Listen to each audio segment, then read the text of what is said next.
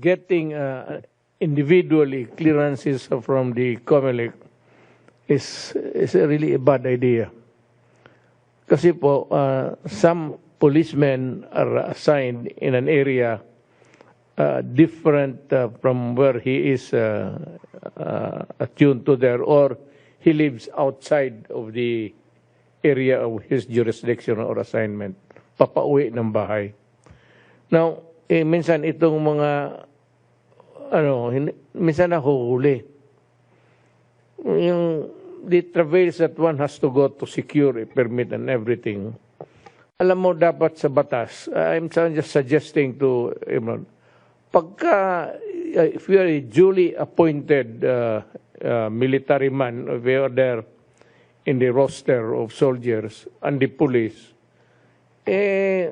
automatic na yan sana, exempt members, lalo na, total, wala naman sinali dyan na he's exempt from everything, whether or not he does something stupid or unlawful. Kung membro ka ng military pati police, automatic na sana yan. I'm just advising COMELEC through this program.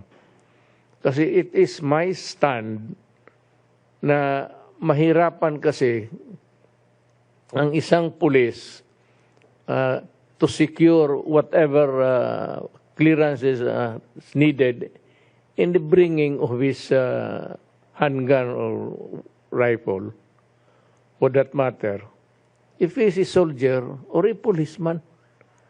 Kasi there will be no time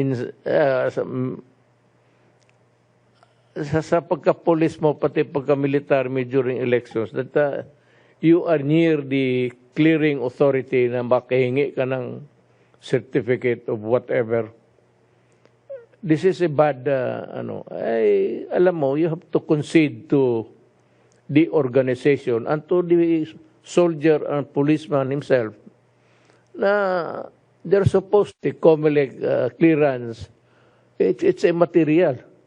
He's supposed to do what is right and what is his duty. And this thing about traveling, and you have to get a permit if you live in one province or another city, tapos wala kang panahon magkuha ng, or the process becomes tedious. You have to go to a certain office in the organization just to get the proper, dapat tanggalin na nila yan. So there has to be a maturity even in our laws. Dapat talaga automatic na sana yan. That's just my yung sa having been mayor for many years. Yun ang problema ko noon in Huli. Kaya hindi naman ako nagagalit sa COMELEC, but tinatawagan ko sila. Sinasabi ko, doon sa Davao, pag ang police may ipakita yan na mission order or that he is a member of the PNP or with whatever branch of service in the military, yun na yun. Huwag ka na maghingi ng iba kasi ang trabaho talaga nila is to maintain law and order, whether it is election time or not. Walang yan eh. At bakit lang sa panahon sa election? Elections here are a hate game for some politicians.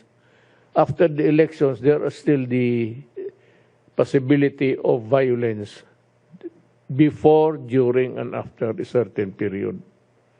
So it's not time to be imposing so many requirements. I know for sure that it is not under the Constitution. Because if it's included in this Constitution, that provision is stupid and should be removed from the books of our statutes.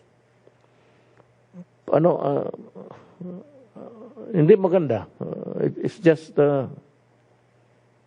kaya ang pulis talaga kung talagang manggulo yan, malasing, Pag inom yan, baski ayun, nalasing na yan. Paputok na.